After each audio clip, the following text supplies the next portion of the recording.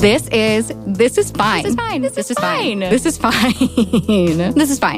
This is a poor substitute for therapy, but an excellent substitute for other podcasts. We're not like other podcasts. Join us as we find the answers to the universe's biggest questions like, is butter a carb? Does crying burn calories? And what the fuck am I doing with my life? We're here to be your part-time therapist, astrologer, concierge doctor, and fairy godmother. Do you need someone to validate you today? Cool. Come on in. We're fine. This is fine.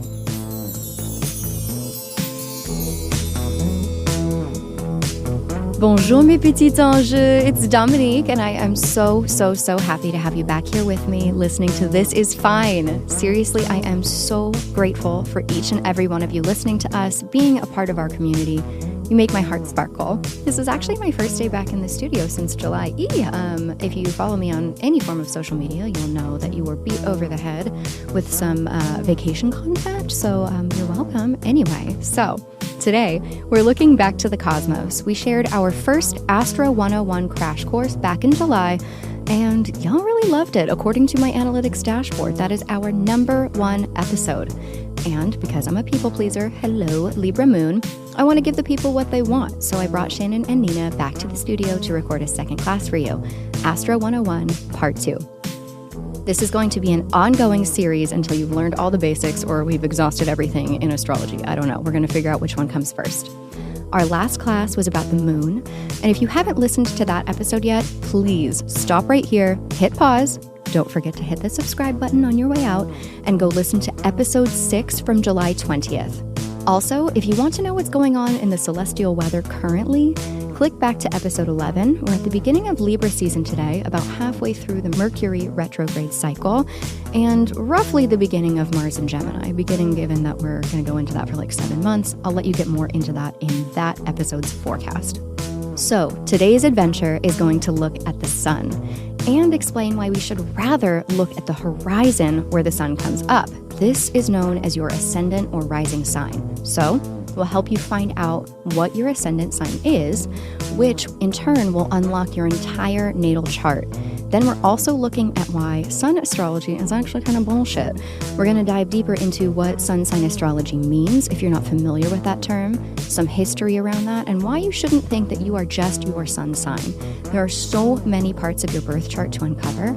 Starting with your rising sign not only is going to be so much fun, but it's going to help you get such a deeper understanding of yourself and the world around you and astrology in general. Can you tell I love school and learning? Nerd alert! Okay, so to sum that up, 1. You're not just your sun sign. 2. We will explain what sun sign astrology is and why it is garbaggio. 3. We're going to find your rising sign and explain what it means to you and for you. And 4, we're going to learn what the houses are, a little more advanced, but you can come back to it, repeat it, yada yada. And we're going to figure out how to read your chart with your newly discovered rising sign. Okay, so let's get into it. All right, without further ado, welcome back, Shannon and Nina. School is back in session. Hi. Hi. Okay, so for a little bit of context, Nina, will you say your name? Hello, I'm Nina. And Shannon. Shannon. I think everyone knows your voice now, Shannon, but we've got multiple people here, so we're introducing. So obviously, Shannon is our master astrologer, our teacher, our mentor, and Nina and I just completed an 8-week course. It was 8 weeks, right? 8-week astrology foundations course. So we are the students right here with you, coming at it with our student curiosity perspective, but also we have some of our foundations now. So we're going to share that. And then obviously Shannon is coming in here like a wizard with her oracular knowledge. So let's get started. Let's explain the background and myth of sun sign astrology. What does sun sign astrology mean? Where did it come from? And let's talk about those 1970s newspapers. Right. And it actually goes even farther back than that. Vintage. It's vintage? Actually, yes. Yeah. Like low-key. All good in the fashion when sun sign astrology was birthed. We're even going back to, really 30s, 40s, 50s, but 70s there was just this almost renaissance, which is really cool. And all the astrologers that kind of came of age and were excited and was this Age of Aquarius? Expanding with a bit, what they would be feeling, that sort of feeling, but it was not Age of Aquarius yet. It's still not here for a long time, even though everybody talks about it. It's like, it's math, people. There's a mathematical alignment that happens, but we're almost there. We're in the doorway. Okay. But the 70s. the 70s, where these astrologers, that were coming of age and doing all these great new techniques and exploring, like, really where modern astrology kind of, took off like wildfire. It's interesting because now those astrologers are, they're moving into their later years and they're retiring, and so Sunset chapter. Yes, but it's kind of a holy moment in astrology in that we have, ironically, old astrology coming in to be the new astrology. Yeah, which is cool. What's old is new. What's old is new. And that, and actually those, we just call them baby boomers. Pluto and Leo generation are the ones who, were really responsible for taking these ancient texts and creating these translation projects, like Project Hindsight. And so very grateful for that. I have to say that before going into modern astrology, sun sign astrology screwed it all up. It's garbage, Garbage, which it isn't. But the sun sign, to answer your question, sun sign astrology was birthed out of convenience. Right. In a way, it's like to-go astrology, takeout. Well, the thing of it is that it's the most easily tracked body in, the sun. in our, is the sun, because we know on this day it's moving into this sign. It will be there consistently year after year with just the slightest variance, maybe one day or within hours. We know the sun will ingress, meaning it will move into, a sign. And so, like, coming September 22nd. Right, Libra. Goes into Libra. Right. And sometimes it will be the 23rd, very in the early hours. But for the most part, we know that until it reaches, the next gate. And so with that, and of course, disclaimer, the sun is very important. It's still a big part of your chart. It is still a big part of your chart, but it's not what the ancients would have said is your identity. Right. And your identity is actually more your rising sign. So people would present themselves, and still do, like in Indian astrology. Oh, yeah, Vedic. Vedic is, one part branch of it. In Indian astrology, if you ask them their sign, they're going to give you their rising sign. Interesting. Because that is your identity. Okay. And so it does make more sense in the bigger context, because it's literally in your chart.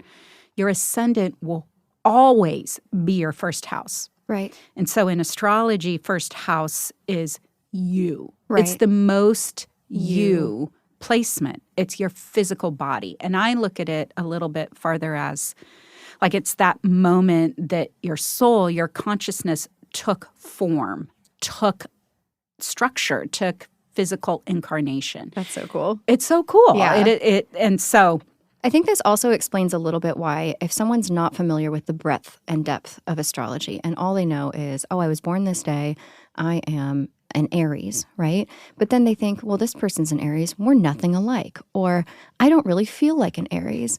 That's because you're not just your sun sign. But as you were saying, this was born, like you said, out of convenience, because it's so much easier, for the most part, to know the day you were born and where the sun is versus the time you were born, correct? Right. And that, you could write a horoscope. You could write to the masses. Yeah. And so, again, larger groups. Newspaper astrology was birthed. And again, all good, because that, in fact, that's part of what we're talking about today, which is the demystifying horoscopes. Demystifying horoscopes. So if you've read your horoscope in the past and it didn't resonate for you, or it just kind of felt like maybe that's not the whole story for me, it didn't like totally register, you're not vibing with it.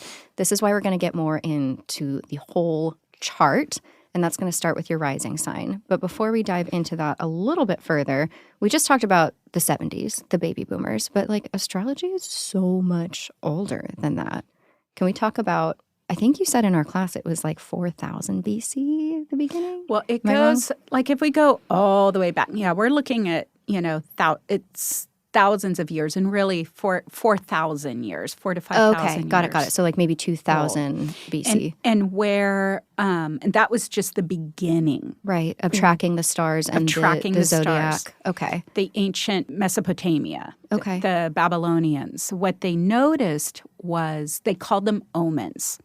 So they would notice when certain configurations happened in the sky with wandering stars. Right. Planet just means wandering star. Cool. So when certain configurations would happen in the sky, they noticed something would happen on the ground. So connecting those patterns. Connecting the patterns and just over eons of time, centuries of time, these record keepers. And I want to say, like, this is off the cuff, but I want to say it was probably it was the very beginning, like maybe 1 BCE, first century BCE, was where the first ephemerids were developed. Ooh. And Can you explain what an ephemeris is? Sorry. tell you. Perfect. What it just tracks the planetary motion. So what they had constructed was we can go back in time and predict where things were, and we can predict in the future where things are. Perfect. So you suddenly had a way to measure time, basically. Then, too, we have all the merging of the different, from the Egyptian influence, the Babylonians, and then mixing in with, a lot of what was going on in the Mediterranean. I mean, if there was a time to, time travel to, if I could take a time machine somewhere, oh my God, the richness of that time. Yeah. And so things kind of pulled together and then sort of created what we would call Western astrology. And this was going back to the Hellenistic era. And so this is what we've been working with, that we have these fully documented translations of ancient astrology where we are seeing where the holes are. So sun sign astrology, to me, it's just a little piece of it, and probably this is going too deep into a conversation. Like we could, Classic. I think we were saying before this recording, we'll do the ancient astrology. We could just do a whole episode on that another time. We're going really deep. Yeah, we'll just now. skim over it really quick. No, Exactly. I think it's important for people to know, even if this went right over your head, bookmark the episode, come back to it after you've learned a little bit more. And I do this all the time, actually. I'll go back to some lessons I've had with Shannon 2 years later, and I'm like, oh, I actually get it now. Whereas before I was like, wait, what just happened? So we're going to break it down a little more now. That was like my whole life. When she talked about the Thema Mundi, I was like, oh, I get it now. 26 years later. Back to the Ascendant, that's our physical body. It's what our physical body is made of. Right. And so it's going more than even your sun sign. It's going to tell you about how you're comprised, and may have nothing to do with your sun sign. Right. It may be the same sign as your sun sign. True. We have a couple people here who have the same sun and rising sign. And rulership. And rulership. We both have the same Oh my God, we rulership. do have the same rulership. So you may have read a horoscope in the past. Let's say you are a Libra sun, but you haven't really identified with it. And then you find out that your rising is Scorpio.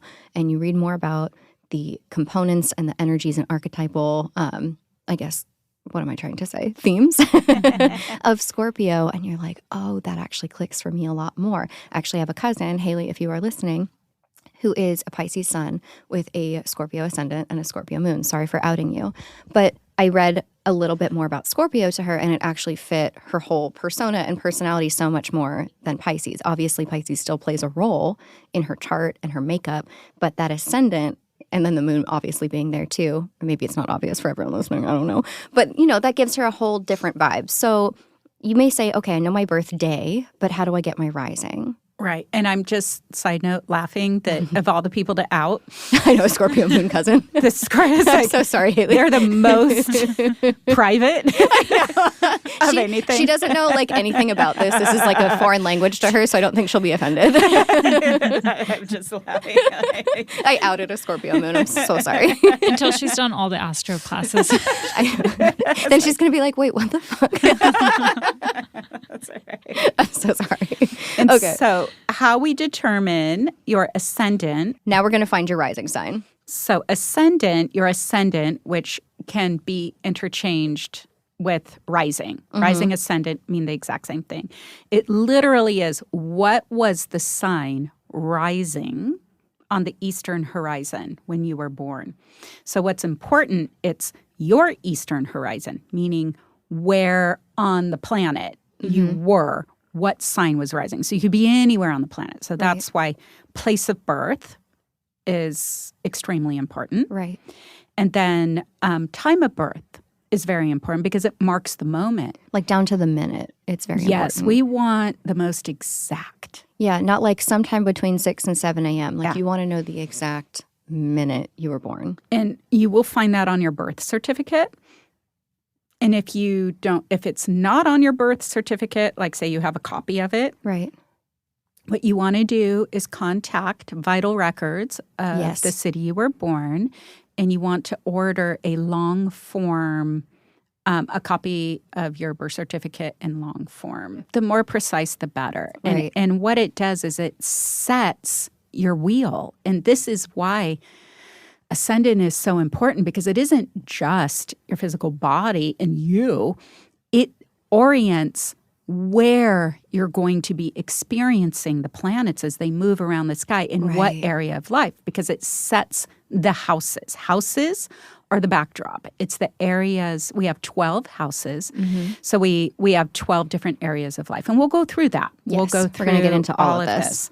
But here's the thing of the demystifying horoscopes. People are now tending to do this. By the way, I was doing this back in the day in the 90s. 1900s. As I say 1900s, when it was still in the 20th century, 21st century. Oh yeah, geez. I was doing this ascendant because it makes more sense. It does make more sense. And but what it does is that when again, we have the ascendant, and you're reading your horoscope from the perspective of the ascendant, which again is how many people are doing this now when you read your horoscopes. So true. It means that they know, if we know what your ascendant is, and we use whole sign house system, we know what area of life the planets are affecting. It takes all the mystery out. And I know this may seem abstract, but let's say, okay, let's just pick right now. Let's say this one's easy. You're Virgo. Right, Virgo ascendant. Virgo ascendant. At the time of recording this podcast, the sun is in Virgo. So we're looking at, your horoscopes are going to say regardless of you being Virgo sun, we're looking at the sun itself is in your first house. Right, vibey. In Virgo. Yep. So it's going to be shining light. Wherever the sun is shining light on that area of life. Right. And so we know the horoscope will be scripted in a way that is speaking to you. Yeah, my body, my personal life. Yep. Like everything is me focused right now. Very narcissistic energy. And then we know too, if it's telling you, oh, be aware, Mercury's about to go retrograde. Right. Your finances, you may be looking at your finances and how that affects you, because Mercury's starting its trek in Libra, which will be your second house. Whole sign. Because Libra follows the sign Virgo. Yep. So that's how it works. Your first house, whatever your ascendant is, then sets the stage going around in counterclockwise. We put all in zodiacal order all the signs. Right. So for you, from Virgo to Leo. We know Leo's going to be, because 12. it's a sign before. Yep. Virgo will be right before. So again, we know, okay, if we want to find like that, Mercury retrograde, that was a great one. Yeah. You know, and that, you will be looking at your finances, and then it'll go into your first and house. I am. But we get to repattern and we get to look at it differently. And then it's going to saturate. It's going to go back into your first house, into Virgo. And it's like, it's all about me. But you would get the tools that you need to I'm going back to go pick up my tools. Yep. Love that. And it's in Virgo. Okay. Love. And then we go back forward. Okay. So before we get into what your houses are, if you need a visual reference, we do have some charts that we have uploaded to Patreon. I'm going to have a couple before the paywall just because I'm not a sociopath and I want you to be able to learn. But then there's some more exclusive content behind that paywall if you're interested in joining the community. But if you want to pull up your own chart right now, once you have your birth time, go to astro-charts.com. I'm going to put a link in the description, make it easier for you to find. Enter that birth time and your birth city, your birthday. It's going to spit out this round chart that we're talking about that we keep referencing. It might help you to look at it while we're having this talk because we're talking about this wheel and the 12 houses. And if this is a new concept for you, you're definitely going to want to check it out. On the left side of the wheel, there's going to be the letters ASC for your ascendant or your rising, and there's going to be a little hash mark near it. That's the spot on the wheel where your rising sign is. That's going to help you tremendously as we get more into this. So for the next chapter of this, I would love to talk about each of the rising signs because I think a lot of people listening, like we said, might have a sun sign that is different from their rising sign, and they may be totally unfamiliar with the themes and archetypes of that sign. Can we start this off with Aries ascendant? So Aries ascendant, strong body. This is a Mars. You're jacked. And it means Mars. So we'll throw this into. Yeah, the planetary rulership. This is like a little bonus. This is a bonus. And it's good to know, like, these are the little things that fill in and help you make sense of it. Yes. So if you investigate farther or you hear, people are talking about Mars, which that is the planet we're talking about through January. It is. And it's a big deal for you if you're an Aries ascendant. It's a big deal for you if you are Aries ascendant or if you are Scorpio. Yeah. Cool. Because those are the two signs that are ruled. So Aries is the active, yang, masculine sign. Scorpio is the yin, receptive, feminine sign. So those are the two signs that will be, two ascendants that will be able to harvest maybe, some of the most that this Mars retrograde cycle has to offer. We're already in Gemini. It's already doing a deal. And it hasn't even gone retrograde doing its thing, yeah. It's doing its thing. But anyways, that's how that works. So just starting with Aries, you would take note of where Mars is and how that affects you because it will always affect your whole life in a different way than maybe other planets. So if you're an Aries ascendant, make a little note for yourself, write it down, make it mentally. Your chart ruler is Mars. Yes. And so what that means is that you're independent. Usually it's one of the amazing physicalities. It's a very smart body. It is that athletic body. And it is fire. And it's the warrior. It's the one that charges first and can think later. It's not afraid. The sign of Aries is not afraid to think of new things. It's that, the classic thing you hear, pioneering, Yeah. But there's a lot of action. Action is necessary. Can be impatient. Yeah. But is very, there's a high level of self-awareness usually with Aries, and I don't mean that as a bad thing, Self-awareness is wonderful. Self-awareness is wonderful, knowing what the body needs. Right. But it is like that Olympic athlete archetype, Cool. And so are there any unathletic Aries ascendants that you know of? Not off the top of my head. Right? Like it's typically someone who's really physically built. Usually, yes, physically built, but we do look at other things. There might be a lot of water, and so they get weighed down. But interesting. Again, other aspects in the chart might impact this. But what we do know is there is a sort of charging mentality. And if they're not charging, they feel like they don't like being held back. Yeah. And uncomfortable being stagnant. That can be the thing, too, with like the entrepreneurial energy. Yeah, like launching energy. Yeah, and they don't tend to like to take direction from others, which we'll talk about that. Okay. Like a lot of the fire signs are like that. But that's like Aries. That's Aries. Okay. And so Aries Aries ascendant. sets your wheel. So we're looking at that Taurus would be the second house. Gemini would be the third house, and so on, and all the way to Pisces. In the being zodiacal 12th. order, it's like the easiest one to know if Aries is first, and it just goes in order. Yes, and that is a modern astrology thing too. Yeah. To setting first house means Aries means Mars. Right. We Not don't necessarily. do that. Yeah. We don't do that. And Not in this house. astrology, not in this house. There are some house association, but it is the most classical way to view a wheel. So it makes it a little easier. So that's okay. Aries. So we're moving on to Taurus Ascendant. Taurus Ascendant. So we're going to watch this. This is really cool. Yes. Of what we were talking about with elements. And the way it flows, like the masculine, feminine, right? Yin, yang. So we have this, it creates a hexagonal shape around the wheel. But every other sign is either fire, air, earth, or water, meaning we're coming up. I always look at it like waves. What is that called? The butterfly stroke. Oh, butterfly stroke, right, in the water. So we're coming up.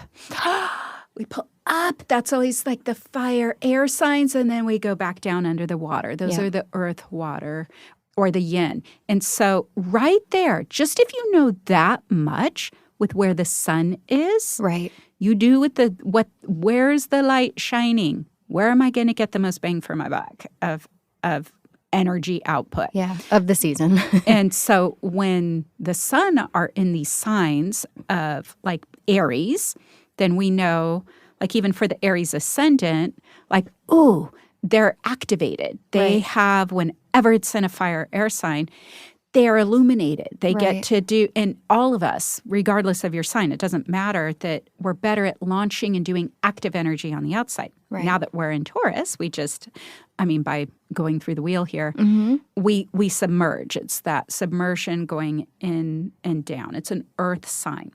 And so, a word we would associate with the Taurus ascendant could be grounded.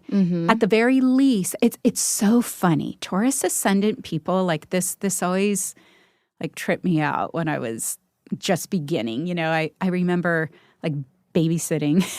This is going way back. But here's this Taurus kit, whoa, picking them up. They could look like a little spindly thing, but very heavy and dense. Yeah. And oh my gosh, they don't look it, but there's density. Sturdy people, low to the ground. Hi, Mom. And that is, it will inform the shape of the person. Yeah. Even physically, you can look like that. So there's a hugged to the ground. Yeah. Slower, more methodical moving. It doesn't mean you're slow. It means your body needs time to process. Yeah. It can mean you're stubborn, too. Stubborn. Taurus is arguably the most fixed earth. It's fixed earth, Yeah. and it is stubborn. You're probably going to need to eat more food than Aries, too. Oh, so true. Every Taurus rising I know loves food. Loves food, doesn't metabolize as fast. Yeah. Aries metabolizes. It's the Aries. It's super burning healthy. through it with fire. Yeah. But also with the Taurus, though, it just does mean that security is really important. It's also it's Venus ruled. Yeah. So this is Venus rules both Taurus. That's its yin sign, and it rules Libra, which is the active sign. Yang. And so, but when in Taurus, this is where we bring the art. They're usually artistic, have a very keen sense of environment. Beauty and nature. Taurus ascendant people tend to be surrounded, in their home. They feel like they want beautiful things, whatever they term beautiful. Yes. When I think of Taurus ascendant, I think of a gorgeous blanket, a beautifully scented candle, a bubble bath. It's the senses. Yeah, Taurus. sensory. So and this is why, I'm not saying that Taurus doesn't have ability to be psychic and open and out there, but they receive information from the world through their five senses. Wow. And that's their job. Yeah. It's not a bad thing. But it just that's why they love food. They're getting all this information from taste. Yeah, exactly. And so that's what they need, And they're also, to me, the epitome of the divine feminine. We're going to look at where does the divine feminine live? It's probably in a Taurus energy. Venus in Taurus is the most earth. Oh, like that all the things of yin and yin, that we need. It's also very, I think we said that, slow and plodding, not big on change. Hard workers. Change. Yeah, very hard workers, reliable, and hardworking in a way of it's slow and plodding. Mm-hmm. It's not the Virgo hard worker. Right. It's the slow, plodding, over time, determined. Mm-hmm. Yeah. Rhythm and pace is slow and steady. They take time. So Taurus energy slows things down. Yep. So even the Taurus ascendant person, it's important for them to know if you are uncomfortable in your environment that everybody's moving, because Western culture forces us to kind of move faster. Right. I think things are starting to change, which is really beautiful to see things being balanced. Again, divine feminine. Love What's it. most imbalanced, energy is that divine feminine. We're bringing it into balance, and all people that are young, fast paced. Now we're like, let's do a little yin. I think it was Ariana Huffington she wrote a book. God, this was years ago. I heard her on a podcast. But anyways, from that high level CEO executive level, like she wrote a book about, it's important to turn your computer off, to rest. actually get 8 hours sleep. Yeah. That we're not functioning better and doing more by doing that. So again, through the lens of a female voice. Is she a Taurus ascendant? I have no idea. No clue. But that is some Taurus ascendant energy. But it's just coming in of like, even within that realm, these things are coming in where, it's okay to slow down. It's actually good for you. It's good for you. And so our Taurus ascendant people will, that's their first house. That's how they take your first house / ascendant tells you how you take the world in. Wow. Okay, so let's say we just talked about Aries, right? Let's say someone has an Aries sun and they're like, I kind of get Aries, but like I don't totally feel like that's me. And then they find out you're a Taurus ascendant. Would that Taurus be tempering that hot Aries energy? Because we've got the exalted sun in the 12th. Sorry, this is like maybe a little too technical. But yes, it tempers. It does. What it does is it grounds it. Okay. What's nice about it is it gives, because that's next lesson. Yeah. Sorry, I jumped ahead a few school classes. So not only do planets have signs that they rule, but then there are places that planets can sit, what's called exalted, that they're like what I call walk on water status. In the throne. Like they are in the throne, exactly being served, and they have honor. They don't have a lot of responsibilities. But that would mean that exalted, incredible, beautiful Aries, so the sun is exalted in Aries, it would have a place to go. Right. To have a Taurus ascendant is really nice. Okay. That would be very nice, actually. A but lovely it would balance. slow it down. But it sure. would slow it down. Yeah. So. Okay, beautiful. All right, so we have a special guest here, our Gemini ascendant for the next sign in the zodiacal wheel. And sun. Oh, right, of and course. Venus. And this is some big Gemini energy. And this also, before she speaks, like she knows this, if I had an astrological bias. From, when I was pregnant with Nina, she was due in Taurus, and I'm like, yes, I'm gonna have a nice solid Taurus baby girl. Venus ruled. Like, oh, how lovely! I was so excited, and I had not only a Gemini bias, but a female Gemini bias. I actually didn't know this until recently. We are learning or today. Until right now. Oh my God, I knew this. What? You had Maybe a I didn't want to make her feel bad, so here we go. You actually wanted me to be Taurus. Yes. I thought you knew this story. I did. This is a Gemini moment. We're having a true Gemini moment here. So I'm like, no. When no idea. She was 2 weeks overdue. In order to be Taurus, in order to be Gemini, her due date was in Taurus, and so Taurus taking my time though. You willed that true. actually. You did end up with a few key Taurus planets. placements. Your ruling planet is in Taurus, so it did happen. You got a Taurian Gemini, but it was like cosmic joke of like. Okay, and we didn't know, neither one of our children. It's like, okay, I need something to motivate me to keep pushing. I don't want to know what they are. I want that to be a surprise. Right, so I didn't know she was female. Oh, wow. And and we knew Gemini. But she was born. You're like, I got a Not Gemini only girl. Gemini, Gemini ascendant Yeah. and Venus in Gemini. Yep. On her ascendant, which just adds a Gemini, I'm like, okay, I get it. Wait, that's so funny. No. You also have the Venus conjunct ascendant. Yeah. And we're both Okay, sorry.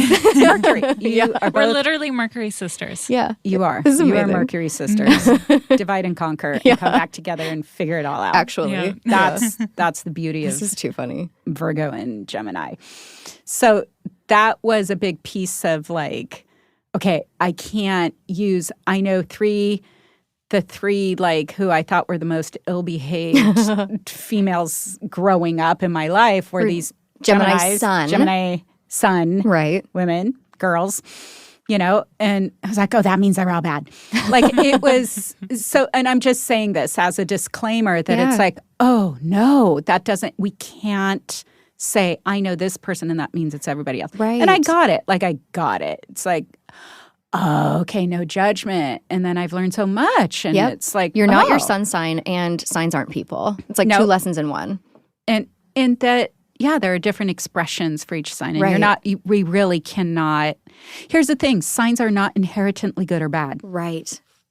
Houses are inherently good and challenging, You don't need to know that right now. but not signs. And so Right. it's like, oh, the biggest blessing. My daughter she was There you my go, Dina. astrology lesson right there, coming right out the gate. So anyways, okay, yeah. There you go. She's shocked. I know. Jill. The woman was too stunned to speak. Well, it's funny. No one thinks I'm a Gemini, actually. I don't know. It's true. I have a Gemini coven, actually. We all have Gemini risings. But you are probably the most, I wouldn't say you're necessarily introverted, but like the most low-key Gemini ascendant that I know. And so that's what's interesting where the houses come into place. So in Coke's, my son, Coke, and Coke is a house system, not a drug. Just for context. my son is in the 12th house, which that's, kind of more hidden. You could feel more mellow, visible. Yeah. like behind the scenes. Yeah, so I'm a sneak attack Gemini. You never see it coming. Sneak attack Gemini.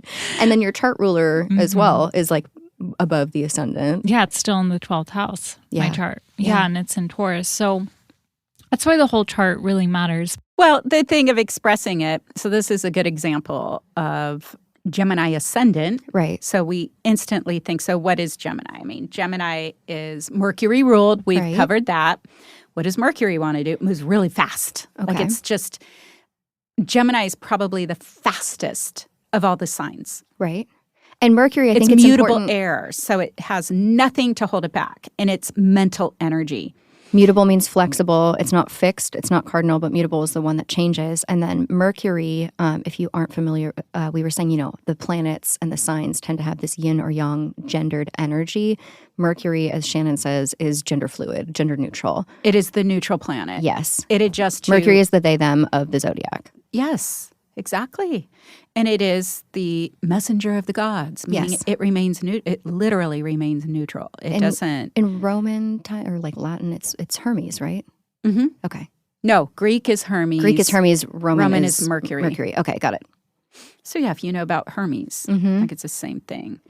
And so it doesn't tend to get stuck. So Nina, having Gemini ascendant, means Mercury is the ruler of her chart, both the ruler of her sun and her ascendant. Right. And her Venus, because her Venus is in Gemini. But Mercury is in Taurus. What did we just learn about Taurus?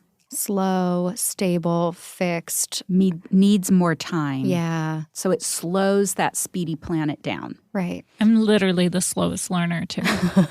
But when she gets it, she Yeah. gets We were in the it. same pace in class, girl. You got it. And that, I can't do pattern making like you. but once it's there, Yep. just like Taurus. It's like slow and plodding, but then it's permanent and Right. real. There's substance to it. Yep. So that's the thing we would say about Gemini in general is there's not a lot of substance to Gemini. Fast, Like- airy, speedy, Yes. light. I mean, for those of you who have not seen Nina, her physical body Yes.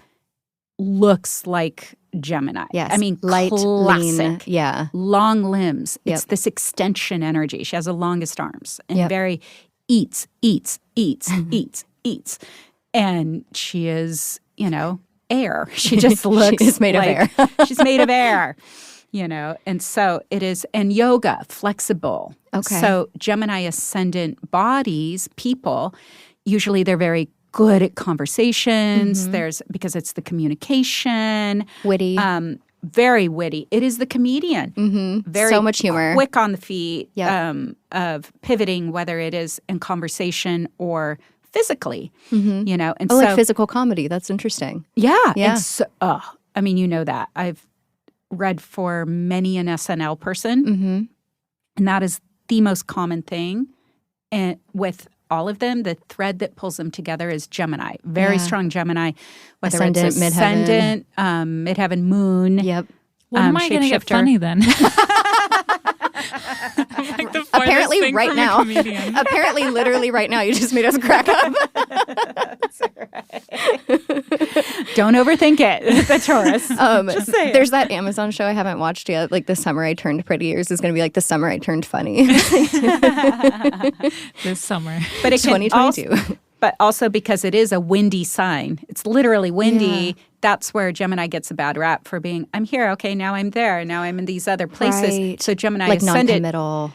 Gemini ascendant people need to not beat themselves up for knowing when to leave the room, when to leave the job, when to leave the conversation, when to just, I'm done. Right. And they don't need to complete the thing. They gather, they're wise. We have a lot to learn from Gemini. Right. Because Gemini energy knows when they're done. So, like, what presents as non-committal is actually knowing their boundaries more than anyone else. I don't even think they think of it in terms of boundaries. Okay. It's not a boundary thing. They've just reached their limit. They've gathered what they need. I'm it's good. that simple. Yeah. It's that simple. In fact, it's one of the least boundary signs of all the signs. Right. They just are operating on a more, remember, fire and air are up and out. So they're not in their bodies as much. So if you have Gemini ascendant, you have to manually ground. You have to manually bring yourself into the ground, which I've watched. Nina has the most impeccable, since she was a child, impeccable routine, hygiene, spiritual hygiene. How do I cope with the world? Which is amazing because I feel like Gemini is not always great with routines because it's so erratic. And this is her ruling planets in Taurus. Right. Okay. That's the difference. Yeah. This is where it makes a difference. So that's you why got some fixed energy. and this is why it's not comfortable. and that's why I'm mentioning that you may identify with the more erratic, wind blowing, and I don't want you to feel bad about yourself for doing that. That it's like, it's your understand nature. That's your wisdom. Yeah. But you may also have something like Nina where, chances are, if you are Gemini, your Mercury will either be in Taurus, Gemini or Cancer. Mm-hmm. So it may be watered down, it may be earthed down, and that slows you, or you're skipping along. You're working fast. Literally like the fastest Wi-Fi. So yes, a couple key things with Gemini. They're the translator. I love that. It's that Mercury thing. Mm-hmm. I am making things more digestible. Yeah, Mercury rules the digestive system. Mm-hmm. It literally breaks things down into ways like the body can interpret. Right. And spits out what doesn't work. Yep. So, the communication. When I say lower education, I mean like elementary. Yeah. If we even put parameters on that, would be like kindergarten to 12th. Cool. And then the opposite sign is, the higher education. Okay. But it's Sag. and the main thing is that it's that, oh, I want to learn a new skill. I want to bring something new in. I'm bringing new information in. I'm bringing in the part, what do I need in order to understand this? So our Geminis are actually really good teachers, too. A lot of hobbies, like interests, skills. And they jump from one thing to the other, which is okay. That's what I'm saying. They're the pollinator. Right. They pollinate. We love Gemini. Social media. Yes, it is social What do media. I do for What my do job? you do? Social media. I do social media. I feel like it's very Twitter. And that's the thing of Geminis coming into their own, right? Because now the world is catching up with them. Yep. They've been like the ones we've been saying this all waiting along. for everybody to okay, can you just pick it up a little bit? Right. And social media is a great way to transmit information quickly. Right? So similar to Aries, we've got the speed. And then we're going to move into another down and in sign, Cancer, which is similar to Taurus, where it's a little bit slower in the next sign. Yes. So Cancer, now we have our first water sign. So Cancer ascendant people literally are watery. Yeah. Like they have, like even on a physical level, like it's that body style where, and I'm not saying this is, hard and true for every single Cancer ascendant, but if like, and this is true for any water sign, but Cancer in particular, if there's just like a layer of water, no matter how hard they work out. And it's like, I'm trying to get that Aries body. And it's like, it just, no matter how much they work out, there's still a softness to them. Yeah. It's like, that's your body. Yeah. It's in nature with you. Embrace your mermaid vibe. Embrace your mermaid, Yeah. your inner mermaid, but it's very, if we go to it too, this is another place where, it's the gatherer. It's the, when we think of water as, whether it's the amniotic fluid from which we're born from, the waters that nurture, or the well in the middle of town, the water that nourishes the town, the tribe. Yeah. That's its job. Cancer ascendant people tend to be very nurturing. They also, if you think of the crab is the symbol for Cancer, right? That they like going in their shell. There's only one way in and out of that shell. Hard, spiny exterior, soft interior. Yep. So they can be more introverted, if we want to use that word. I don't know if that's the best word to use, but it is more of that finding comfort within. And that is their flow. That's their, don't judge yourself. You're a Cancer ascendant. That's... You need recharge time. Exactly. You need to take care of yourself. It's okay. Because you probably are nurturing a lot of people out in the world, or whoever comes into your sphere. When I think about a Cancer ascendant person, I'm like, they're going to bake me cookies and give me a hug. Exactly. Food is, because it rules the stomach. The stomach and the breast. Womb and the breast. Okay. And so there's that nurturing, feeding feeling, that comes with it. That's there. It's emotional warmth. It's like cuddle puddle. Cancer and Taurus just vibing about a good meal. Yep, exactly. Cancer Taurus are really, people with strong Cancer Taurus emphasis in their chart tend to take that on as a life path even. Yeah. Or really know how to, they will probably nurture the people around them, whether their family, their friends, through meal. And I'm like, can you please not be moody? Not today, maybe. Yeah, the moodiness is definitely, I would say, a Cancer ascendant archetype, right? Yes. But they're in touch with their emotions. Which they is can because, great point, Nina, it's because the chart ruler is... the moon. Yes, and the moon... changes signs every 2 1/3 day. Thank you, Nina, for bringing that up. Yeah. But that's it. So they're shifting gears. They are sensitive too. Their ruling planet is the planet of sensitivity. Not the exterior self, but the interior self, how we nurture ourselves. Yep. Is the moon. So that is why they need to, they're one of the placements, whether Cancer sun, moon, or ascendant, but really we're talking about the ascendant here. It's really good to have a way to read where the moon is every month. Yeah. Every day, because it will answer the questions that they have about, why do I feel this way? It's and then you move into self-authority of this is what it is. And I'm choosing ahead of time to not do the big meeting or to do the big presentation when the moon is in Scorpio. I was just gonna say. And if you are a Cancer ascendant and you're listening to this right now, pause and go to episode 6, which was our first Astro 101, and you can hear a little bit more about the energy of the moon in each of the signs, and that might give you a little bit of context for following those patterns too. And I think we should also point out this is the only sign in the zodiac that is ruled by the moon, correct? Mm-hmm. Yes. Okay. So the luminaries, which are the sun and moon, rule one sign each. Mm-hmm. One of Cancer's greatest strengths is being able to build emotional boundaries. They build emotional fences. And so we could consider them the emotional genius of the zodiac. Yeah. So again, they kind of know, as Gemini knows when to like split, like, okay, we're done. I'm we're head going out. I'm heading out. Cancer knows when to go in. Okay. Cancer knows when, like, okay, I need to retreat. I need to replenish and move forward from a replenished state. Okay. So, and they're the protectors. That's the other thing. That makes sense. And A so- protective shell. a protective shell. And the tendency, like I will say this, I haven't been doing it with the other signs, but if there is a shadow sign, it could be being controlling. Oh, okay. So like shadow energy of someone who has this ascendant, like if they're not in balance emotionally, energetically, spiritually, they might be controlling. Is that what you're saying? In order to find security. Because Cancer okay. and Taurus, both of them, kind of earth and water signs in general, Yeah. like security, Yeah, that like makes sense. stability. But Cancer in particular, like that emotional stability. So they may feel like they need to sort of maneuver things around them in order to have that emotion, control things in order to have that safety. Yeah. Okay. That makes sense. So it's just something to be aware of. Yeah. Mindful.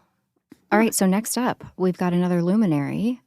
Another luminary leader, Leo. Leo. So Leo ascendant. Look at me, I suddenly get all bright. Leo ascendant. For context, that is Shannon's ascendant. Exactly. Leo ascendant means it's sun ruled. So it has the radiance of the sun helping to reinforce the rest of the chart. So Amazing. that's one of the things. I will say this too, as someone who's like been hit with multiple health crises, I always rebound. I always come out of Yeah. it. I always come out better than I was beforehand. And that has a lot to do with the Leo ascendant Cool. because there's vitality. It's the next fire sign after we just, Yeah. from Aries. Right. This is the next time we hit Yeah, we fire. just did fire, earth, air, water, and now we're repeating that pattern. Yep. So now we have Leo. And so the thing with Leo, like Leo ascendant people, I love this because at these astrological conventions and conferences and those are the easiest friends to make. Like, we find each other. It is a trippy thing because it's what? The sun. Right. It's light. So all the little lights bouncing around finding each other. We're bouncing and where Leo, it's funny because Leo, depending on the rest of the chart, it can be me, Leo. Like Right, those true. who think of Leo, Yeah. it is, sun. Mm-hmm. All the planets revolve around the sun. So there can be a centrality. Which my Leo friend loves to tell me that. The world revolves around them. And it really is true. Like Yeah. it does. That's why Leo can be a really strong leader. Right. Because it does, like, gravity pulls towards the sun. Right. But at the same time, it's funny, but like Leo really does want to reflect your light. Like that's what it is because it's radiating within the beings. So Leo ascendant people come into harmony and alignment when they realize that light is not just for them. Right. Okay. It's meant to nourish other, right? It's the sun, that's the sun's agenda. No sun, no life. Right. And that's the opposite of the shadow energy. That's like, I am giving, I am Yes, sharing, and I'm that's nurturing. Leo. Yeah. Leo is the most generous probably of all the signs. Like it is, even though it seems super, people, that's another sign that can have like a bad rap is like, Right. they're so egotistical Right. and that they think the world revolves around Right. them. Like shadow energy would be narcissism. Absolutely. Right. Yeah. But on the other hand, magnanimity is a word that comes to mind when I think of Leo. Like It magnanimous, generous. Like And it's the ultimate leader and that it's like the king or the queen. It's the royal one. But it moves into a place and this is a bit easier actually when it's an ascendant than it is the sun because the sun, it's like holding that solar energy in that way. Where the sun falls will tell us how identified, like it's me. okay. You can tell easier if it's easier to share that light. So that's the ultimate goal. That's where I'm trying to get to is that Leo vibration is really not meant to be just, for me. Right. It's to share. It's for everyone. To lead with responsibility. Right. It knows, oh, I have something that other people might not have. I have access to energy. That's a thing too with the Leo ascendant, which I've lived with, and I don't mean it in all a good way, but there's a high level of visibility because it is sun. Whether you like it or not. Whether you like it or not. And I can't, you know who has Leo ascendant? This was a great thing. I can't remember where I read it. I was like, Donald Trump. Marilyn, yes. Sorry. I'm so sorry. No. Sorry. Marilyn Monroe is Marilyn what we were saying. Monroe is who I was going to say. And the point of it is that, and she was Gemini with cute. a Leo Oh, ascendant. yeah, I did read that. Was that from class? I don't think I brought her up. Okay, never mind. But like she would do, it's like you couldn't not see her. And she would have these experiments where she would try to hide, and then people would know, even disguised, people would see her. I'd find her. And I remember this too growing up. Like I had like lots of, believe it or not, I was very shy as a kid. And I didn't like people looking at me. And I didn't, my Venus is in Virgo. It's like, I'm not ready for you to look at me yet. Don't look at me. I was even considered downright homely. Like was the word. Mind-blowing. Given. That was the word of my age of time. But people noticed. It didn't disappear. It's like, I just want to be in this corner and I want to be hiding. It's like, look at that strange person hiding in the corner. And so that's the thing. That's the part of Leo ascendant people that once that's understood, it's like, okay, like let it go and know, just to like program yourself before you leave the day. Like, it's not about me. Right. Whatever light they need, and whatever I have access available, like I will nourish you, and I don't even have to talk to you. Like just it's a way that is Leo is able to hold light in a unique way. That's rad. That's and so when they share their light, does it help the recipient become more confident in their skill sets and their creativity? Yeah. What's the end result? Well, the way that I look at light, I don't look at it, it's more neutral. I look at it as food. It's just nourishment, sustenance. Going back to the sun. Yeah. Illumination. You get a recharge. Exactly. You plugged in for a little bit. It's about exactly. Okay. Vitality. Yeah. If we want to really put it in the real, to me, what I think the base words would be, vitality, nourishment, upliftment. Yeah. And you talked a bit about your physical body having that vitality to bounce back from illness. Are there other physical traits that are common amongst Leo ascendants? Usually, the classic, there's a mane. The hair. There's a mane of hair. Yep. Ironically, male Leo ascendant can go bald. Oh, interesting. Yeah. Which maybe that's I've seen that. Stop identifying with your looks. Right. Okay. An astro lesson. Yep. Leo ascendant people, too, can be very dynamic. We usually do see them like that, how they style themselves. It's very dramatic. Okay. Yeah. They've got a drama. Flair. Yeah. There's a flair. Yeah. They're wearing the flair. Yeah. Vitality. What would be the other things? Anything with like heart with the or physical, back? Yeah, heart and upper back. Like thoracic, cervical spine. So it's good to watch the heart. Yeah. That's been one of my things. I was leveled with a heart virus.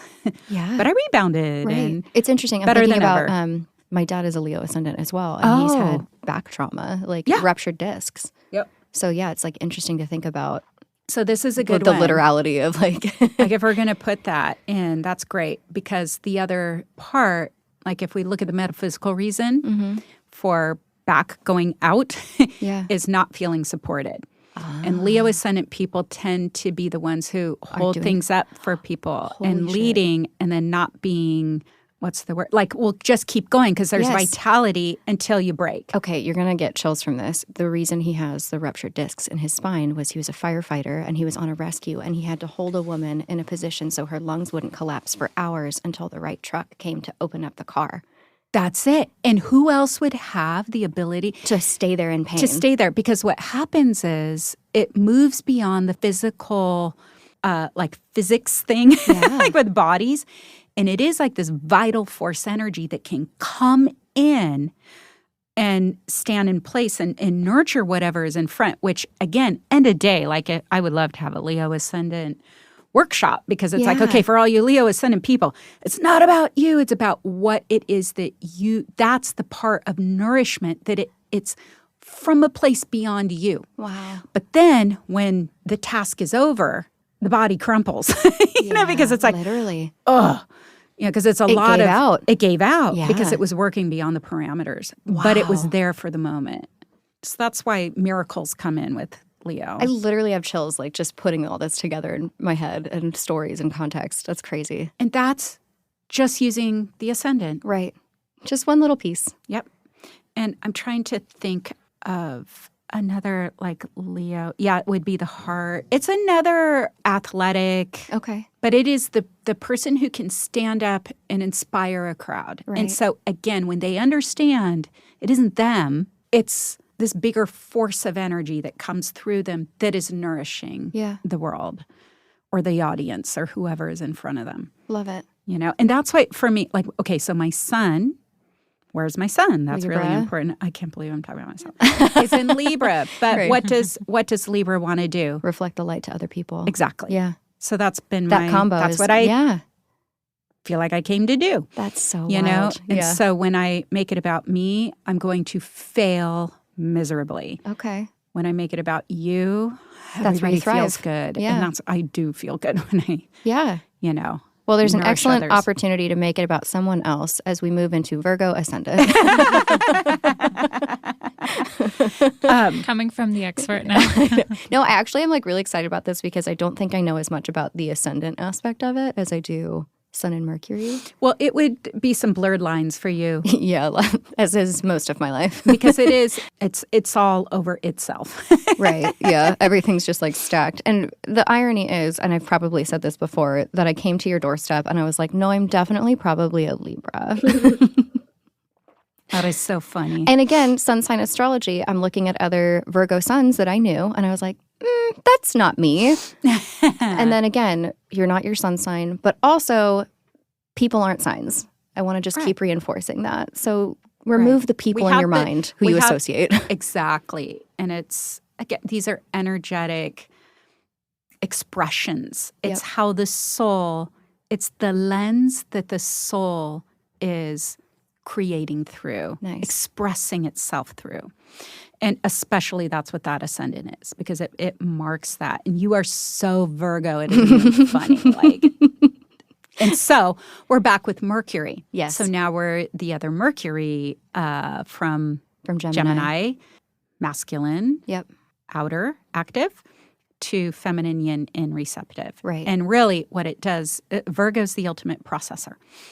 So this is where Virgo can get paralyzed, is within the mental, because it's analysis paralysis. Analysis paralysis, and is arguably the most, highly intelligent. Like each sign can be highly intelligent, but this is literally the lane of Virgo. But it doesn't mean that it saturates to wisdom. It's information. There's a big difference there because wisdom is more Sagittarius. Yep. Okay. And that means there's been a saturation. And I know this, I'm not saying you, but I am surrounded by Virgos. And it is that collection, let me figure out the words, let me figure out the process and become masterful at it. But it's like, okay, there, I know it. It's like, oh no, there's a whole other level. That's just the first step, And so that would be the thing for Virgo Ascendant. People is knowing, just because you know it doesn't mean it's saturated. Because there's still this desire to accumulate and accumulate more. Like, I feel safe with information. I feel safe when I understand something, which we want to do that. But it's good then to go behind, which is Virgo, right? It's earth, it's yin. So going in and integrating. So that's the thing that is healthy for Virgo Ascendant people, to give themselves integration time. Ooh, yeah. Integration of the information. Is that why I like the recharge time at home as well? You require it. Yeah. Because people think I'm super extroverted because I'm bubbly, and I don't know if that's my moon or whatever. Well, your moon is in Leo. I'm sorry, Libra, which is same thing. extending, connecting with other. Yeah. So I feel like I have this like quality that makes people think that I am extroverted, but then I'm like, I need to be alone for like a long period of time. Yes. Like a lot. Yeah, and that's good. Okay, like cool. That's good for you. That's the hermit. because it is the hermit. It actually is the hermit. The tarot, And the tarot. Yeah. So this, Virgo. So here's another really important part. Virgo ascendant, meaning Virgo-bodied people, usually have very sensitive systems, bodily systems, digestive systems. You just don't have the luxury to Overindulge, to eat foods that have higher levels of chemicals where Right. other people can do that and seem to be fine. Yeah, like a Taurus You body is can't. like, I'm cool. And a Virgo body is like, help me. Yes, but here's the difference, and I love it because you've heard me say this before too. Yeah. And when I was just at ESAR, the conference, Oh, yeah. oh my gosh, this one super cool Australian woman who's a medical astrologer, she said like the same thing, like, yes, which is that, and she's a naturopathic doctor, so she really sees this on a daily basis, that like the Virgo or mutable bodies, but Virgo in particular, like, yeah, you feel like you can't do anything, like everything affects you, but you're always repairing in time. So your body is in a nonstop communication with you, Right. telling you yes or no. That's okay. I can't believe I didn't say that first. Virgo ascendant. You're just a nonstop walking yes or noer. It's like Wow. yes, no. The whole job of Virgo Filtering, is editing. distillation. Yeah. Distilling the usable from the non-usable. And there's no emotion. And this is why also Virgo in general, Virgo ascendant, Virgo sun, can be accused of being super critical, hypercritical, because it is. You're just like aware. This great brain is telling you this is good, this is not good, this feels right, this doesn't feel right. Immediate feedback. But this is the other part that's beneficial of not having something pushed into wisdom is it's just information. There isn't this malicious negative thing behind it. So this is even wisdom for people who have a strong Virgo in their life or a partner or family member, friend, that when they're telling you, oh, that doesn't look so good on you. They're not like trying to take you down or they're jealous of you. They want you to look good. They want you to look good. Like, actually, that's so true. It's because I love you. It is. Or like, oh, I don't know if that's the best thing to eat. Let me figure this out. Right. They're not trying to control you. They're just literally giving you information. They want you to be okay. Help Yeah. you be better. Yeah. It just is what it is. Yeah. So 100%. going back to the facts. Yeah, that's it. Literally. So it's another thing of also, you know this, probably being the native of this energy, is it isn't like criticism hurled outward. No. It's usually the opposite. It's mostly hurled inward. Yeah. Oh my gosh. And this so is- self-critical. And this is where the paralysis comes in that I was Yep. talking about, where it can like grip the mind of like, it's not ready, it needs to be this, needs to be that. For Virgo ascendant people, it was ready to launch and go like months ago. You know, if you've been thinking about something for 3 months, it was ready like the first The few final minutes. draft was prepared. It's because you have that is like one of the amazing, like superhuman, like if we're superheroes, that's your superhero power. It's Yeah. like having that in the moment. And you probably always go back to the very first thing that came in because you don't have to process the same way other people do. Interesting. You understand things right out of the gate. Yeah. Like it just reveals you're advanced in that way. That's cool. Kind of makes up for that whole self-criticism thing. Well, that's it. Exactly. Yeah. And that's why the body says yes, no, right Okay, away. Such a good example about getting that immediate feedback from what you put in your body. I can't even have vitamins sometimes, especially if I don't have anything else in my stomach. I took some supplements once. I mean, this has happened more than once, but recently took some supplements and I was like, this will be good for me. Sorry, trigger warning, puke. Immediately vomiting, like violently vomiting. My body was just like reject, to the point Yes. where I burst blood vessels in my face and eye because my body was so vehemently saying no to what I had just put in it. Right. Oh, when you were sick and you said, I'm taking antivirals, like, Yeah. no! Actually, like puked those up too. My body's just like, no, thank you. And that your body is so smart. Yeah. Like, you let it do its thing. Yeah, I It kind of, will I've tell learned you that the hard way. And this is good. And when we get to Pisces ascendant, it will be the same Similar, thing. Virgo yeah. Pisces, where Yeah. with Virgo, you need very little. Like your Right. body needs a very little bit of support. We let it do what it does. Yeah. The thing too, like the biggest takeaway too for Virgo. Virgo is the editor of the zodiac. So hence, look at the life path you have. Like literally, this is what you do. In you're editorial. a writer, you're in editorial. And the thing that we want to look at, it gives me goosebumps just even thinking about it, that Virgos make things better. That's the job. And Virgo does not leave a trace of its existence, meaning it goes in, it's the humble, go in, do the work, I don't need credit, and go out. Yeah. And it's so clean. And so to such a level of humility that, not looking for credit or glorification. It's like the opposite of Leo, where it's like, nothing is about me. It's like, I did this, I did that. And exactly to the point of like, that's something that it's okay to receive credit. It's okay to say, oh, no, I did that. It doesn't mean anything except it just balances the karmic wheel because you're getting credit for something that you did. Because Virgo is probably one of the most service-oriented signs of all the signs, just truly wants to help. Yeah. It's and true. that's it, without any exchange. And so that would be the balancer. Don't be as critical on yourself. Okay. And don't karmically entangle yourself with others by not receiving some exchange for whatever you're offering. Okay. Good lesson. It doesn't have to be, here's big credit. It's just some exchange. So the last question I just have on this is the physical traits. It's just funny. I think about one of my best friends, my best friend Olivia, who is like almost 6 feet tall. And then there's me, and we're both Virgo ascendant. So I'm like, okay, obviously it's not the height thing.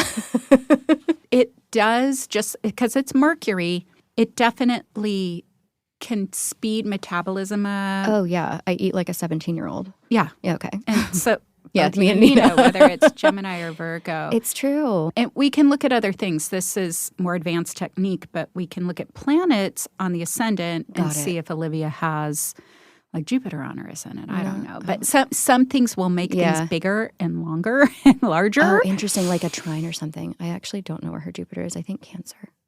Oh, okay. So it's near her ascendant if it is Cancer. Oh, her ascendant is Virgo. Yeah, totally. Okay. So it's near there. Okay. It will be close. Olivia, I'm going to look into this for you.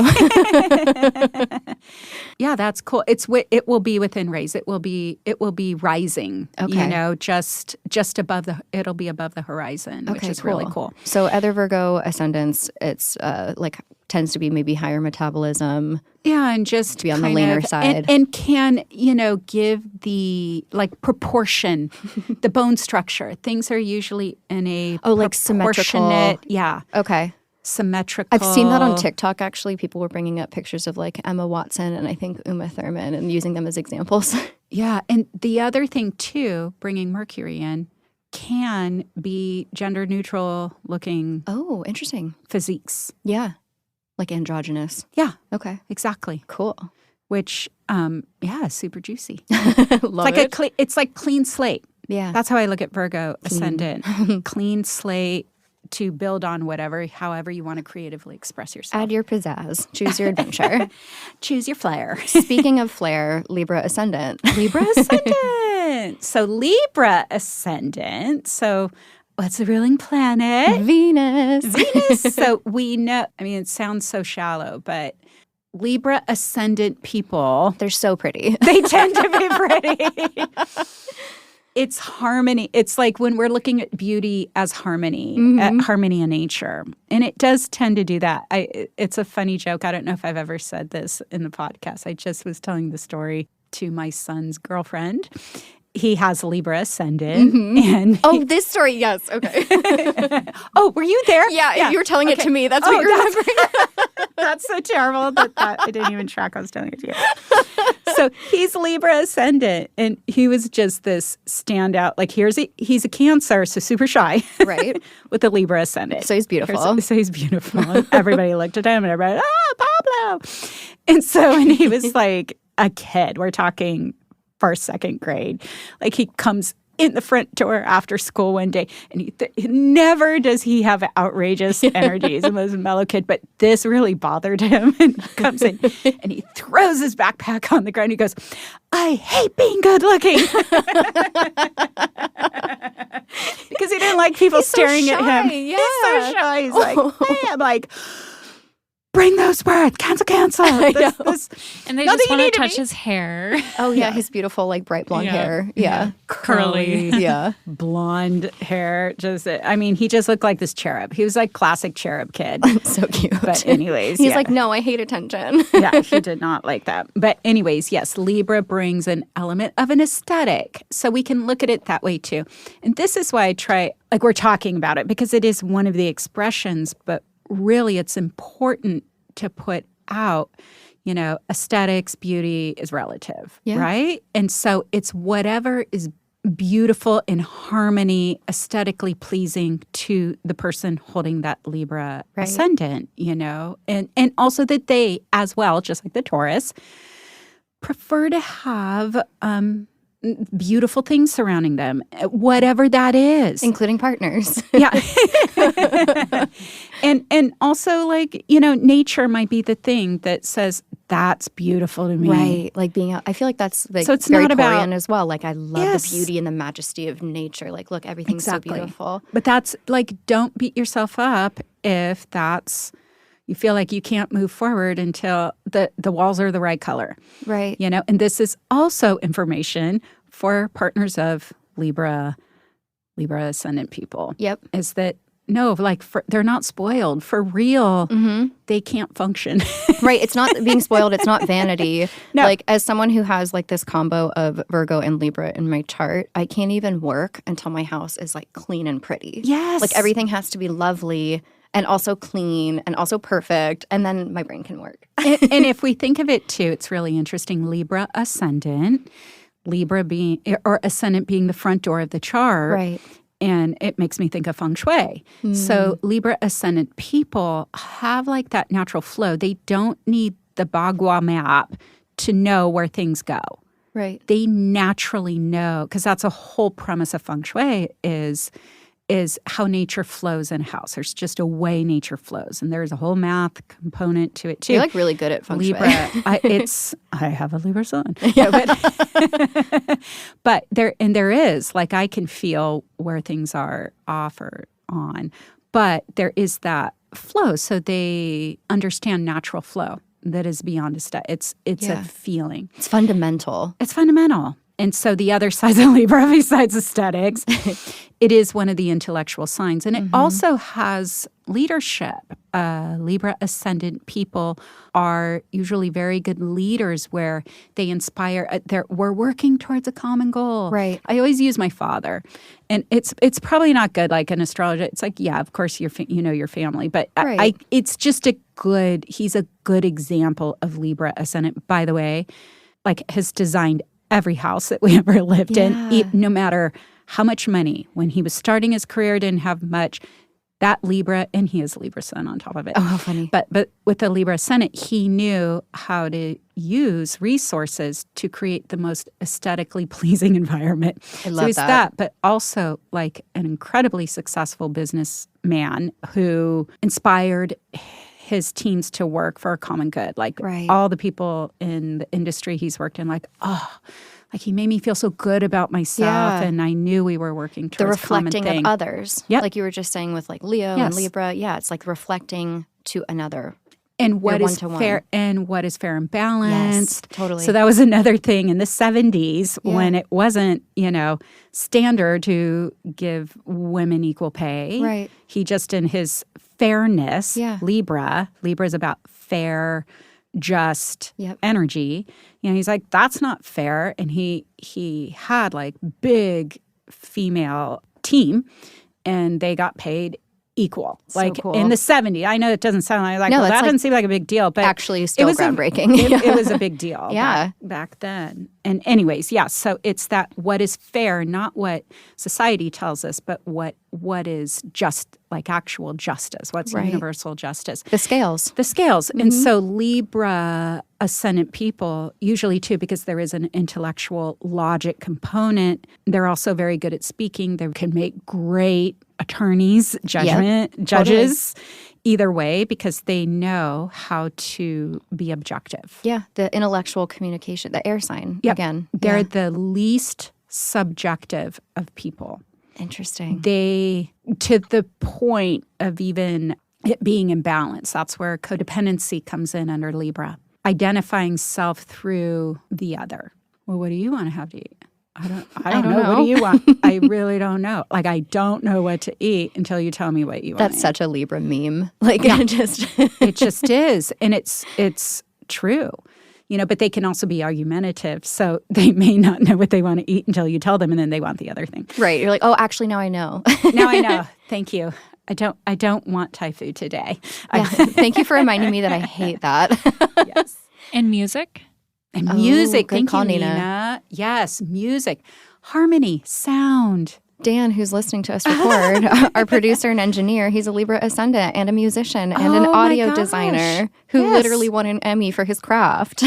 Yes, exactly. Yeah. That's a really good point. Thank you, Nina. Because it's sound and harmony and bringing everything into balance. Beautiful.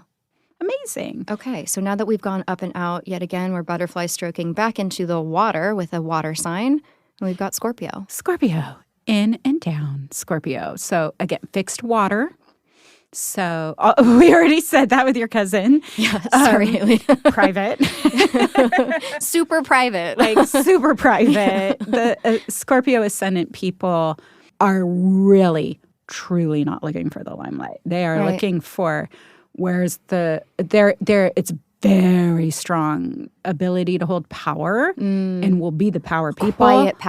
Quiet power, but like the producer, the director, the one behind the scenes making everything happen. The mastermind. They are because they can hold much. Yeah. They hold much energy, but they're for real. And here's the thing, like, sorry to get a little advanced here again, but if we're using whole sign houses, if you have a Scorpio ascendant, that means you have a Leo midheaven. Oh, so it's like, to me, one of the top of your chart. One of the cosmic jokes, because midheaven is your profession, your career, but it's the most exterior you. It's how you present to the world in some cases. And so it's like, like, crap. They keep putting me in the front and making me talk and really go. funny. And they are shy and they are not looking for it. So I always tell Scorpio ascendant people, like, you just have to get over it. Right. Like, you have something of power and worth it to actually share with the people. And this is what we know, the difference between Leo ascendant and Leo midheaven. Right. Because if we're Leo midheaven, it means we have Scorpio ascendant, which means we did the depth work. Right. We went deep. We didn't just grab something wasn't just handed to us. Because Leo ascendant people have things handed to them. Scorpios, but not Scorpio. No, they're working. So they're the ones who should be at the podium. Yeah, they've earned it. They've earned it. Yeah. They've gone depth. And it's, so that's, I always say that. It's like a cosmic joke. And every time they're like, I'm like painfully shy. I don't want to do it. And I end up doing it. And they're, I feel like, really intense. There's an intensity, and not in the like Leo way that you were talking about, where it's like intense and extrovert. It's like an internal intensity. It's consolidated, silent intensity. And then we've got so Mars. You're like going, what is this even coming from? At least Right. Leo will tell you, no, I'm feeling this and I'm feeling that. Leo's you're going to know what it is. Scorpio don't know. And so they enter the room and everybody's like, what happened? So it is a responsibility of a Scorpio ascendant person to check themselves, check their mood before they like come home from a stressful day at work. And the whole family's like, I don't know what I did I'm wrong. scared of you. Yeah. I'm scared of you. And the Scorpio ascendant person's like, why? Like, I didn't say anything to you. Yeah. But everyone feels the energy. So there's Leo midheaven again. Emanating. It emanates. Yep. And Okay. you can't hide. You can't hide. Yeah. Everybody knows, and you don't even have to say a word. So they need to like check themselves, clear themselves, even Before you open the door. Before you open the door. Right. In terms of physicality, how does that typically present? With Scorpio, usually you see intensity in the eyes, can have big eyes, strong eyes. It's a very strong emotional nature. And can look, not everybody, but they can look like the intense person that you're just like, oh, they're not approachable. Like resting bitch face. Yeah, and they don't even know it. Yeah. And it is a water sign. However, it is the one water. You said it and I didn't I forgot to respond. Mars. It's Mars ruled. Mars tends to speed up metabolisms. Right. So I'm not saying every single Scorpio ascendant, but it can like heat up the excess water, turn it into steam. So it helps the physical body. Also, the body would be a natural detoxer. So there's elimination is strong. Oh, right, That's because Scorpio rules the colon, right? Yep. We're digesting, like expelling what we don't need. And I'm happy you picked out body parts. It's really embarrassing to talk about in front of my daughter. Sorry. At the table. But it also rules the sex organs. Yeah. And reproduction. And it's important usually for Scorpio ascendant people. They need to sexually express excess energy. Oh, yeah. That's why they tend to get a reputation, right? Yep. Yeah. So Okay. solitary, not solitary, whatever you need to do. Just get your energy out. Yeah, that's a really easy way to vent it out. Okay. The other thing, why Scorpio too, it's like the alchemist.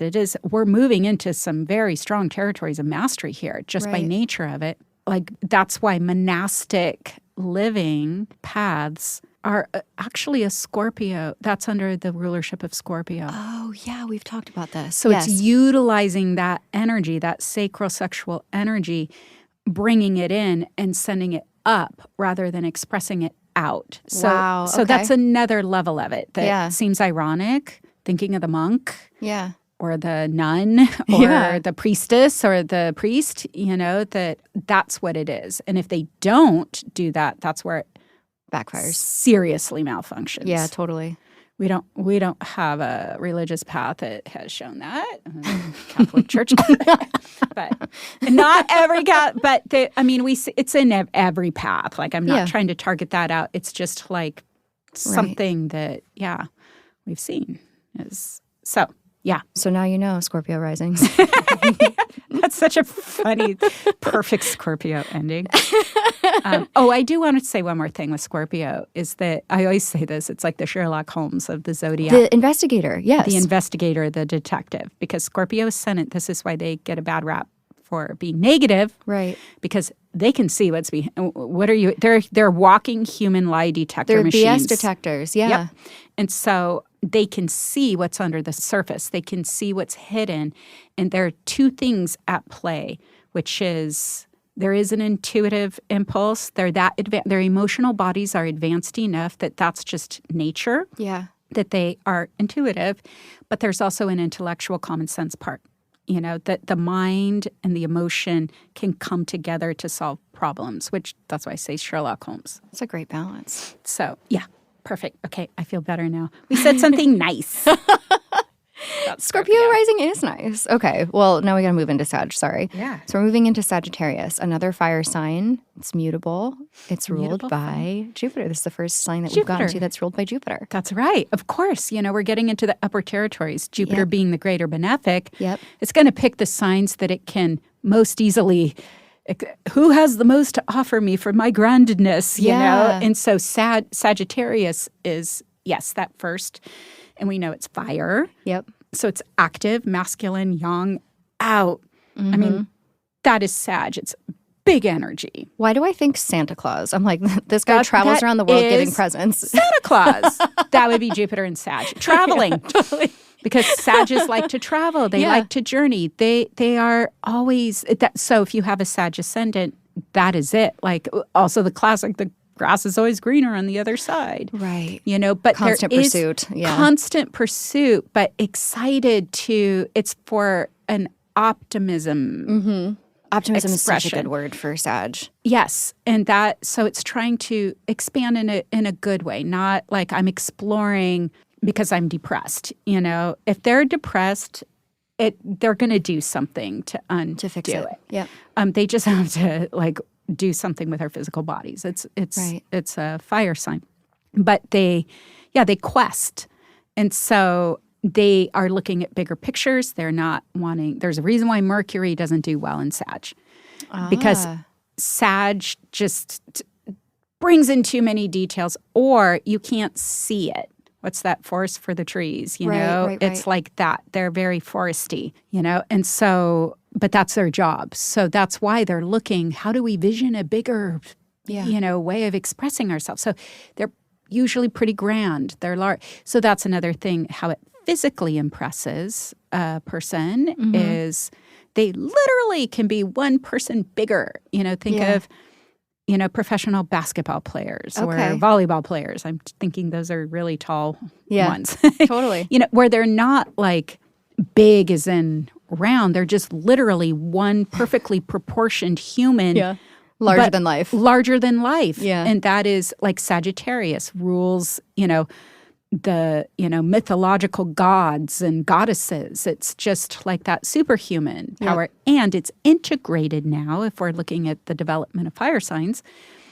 Aries, me, I have thou this strength. And then Leo, like, oh, there's you. I get to share this light. And then, aren't I wonderful? I just made you better. Yeah. And then by Sag, it's like, oh, wait a minute. There's a wisdom. Yeah. Yes, it's like this light is not just for me. It is, for the greater good of all. Love that. And wisdom. Yeah. It's the sign of wisdom. So I've taken the experience and made it wisdom. They also need to watch too much indulgence because it is Jupiter ruled. Oh, so you can go into excess easily. And the liver. Right. Okay. So drinking. Yep. Okay. I mean, Bacchus. That's one, another, Dionysus or Bacchus, the wine gods. Yeah. Sagittarius. Too much of a good thing. Okay. Because Jupiter doesn't say no.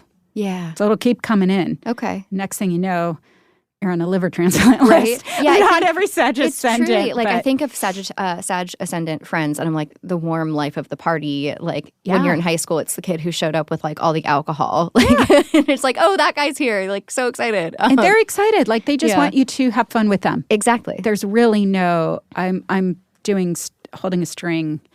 Those are the water signs. No, I gave you this. Why aren't you giving me that? Reciprocate. Sages are literally like, oh, no, it's pure generosity. Yep. And that is wisdom, right? Yeah. Giving without expectation. Yeah. Yeah. And the joy of somebody else receiving it. Yeah. That is why they're the wise ones of the zodiac. Yep. And they're the teachers. It's still at a point where, oh, I want you to learn what I've given you. I don't want to be better than you. I want you to be the same as me. So, very collective focused. Yes. Collective in a useful way. That's also Sag's, like, looking at governments. Like, how can we all make this work? Like, what are the laws that are useful anymore? Right. And knowing what's fair and equitable. You could see where Sag and Libra would be a good combo, right? Yeah. And a person, like, that's who we need to have as our politicians. Oh my gosh, that's so funny. I'm thinking of Courtney, who was our episode 5. She is a Libra sun and Libra moon with a Sag ascendant. Oh, amazing. She's all about very taking articulate. care of everyone else. Oh my gosh, yeah. Like, if you imagine. listen to her episode, she's so well-spoken, just off the cuff, and then just taking care of everyone. Just the bounty, the generosity, like thinking about the collective, her community. So it makes total sense. Yeah, and usually more focused on the whole, not as much with the individual. That's why it's kind of hard to, some Sages are hard to pin down to one thing. Right. Not in a Gemini way, but in like Still a mutable commitment way. Yeah. Sag ascendants can be, depending on the rest of the chart, can be commitment phobic because they want to keep growing. Yeah. Don't want to be tied down. Prevent growth. Down. Yeah. Yeah. No stagnation here. No stagnation. Well, speaking of being tied down, let's get into stagnation. Capricorn. Capricorn ascendant. So we have now come to the first Saturn. Yep. And the final sign. Earth sign. The final Earth sign. So we've got Saturn structure, we've got Earth, and we've got cardinal energy for a new season. Yep. So we know already. So Cap ascendants, like they are definitely keeping the boat afloat, because they know, and it is cardinal, so they are leaders. They are another one of the leaders, CEOs type, but the whole structure and strategy and building, but with a very solid base. They are basically the leaders of the temporal world, which is what we live in on the earth. But they will take responsibility. They're usually responsible to a fault. And so that's what I say to all of the Cap ascendant people. It's okay. You can let a ball drop for the sake of your own health. Right. Like it's okay. You need to go on vacation and not take your computer. and replenish. Which is so hard for them. It's so hard for Famous them. Cap Ascendant. We're recording the day after the passing of Queen Elizabeth. Oh. The second. She is a famous Cap rising. Yep. The most responsible. Yeah, she was. And like literally was queen until she died. the longest ruling queen. Yep. Capricorn. Worked from the time Saturn. she was like 26. Yeah. I think it was 70-year reign. Yeah. Something like that. And she's 96. And steady. Mm-hmm. One example of Capricorn, ascendant, slow and steady. Also, that's Saturn. It's over long and will do things for the sake of posterity. Yep. So for the future. We're looking at, things, knowing what I do now, I need to do for the sake of antiquity too. Going back, this era will be looked back on. Right. I mean, I have to admit, I'm not about the royals, so I don't know a lot, but those are the couple things I know, which tracks for Cap Ascendant. And wasn't she Taurus? Yeah, Taurus. So another sun and a Leo moon. Slow, steady Leo moon. Yep. Like she got the crown. Regal.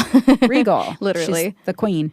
But Capricorn people usually tend to, like, their career is really important.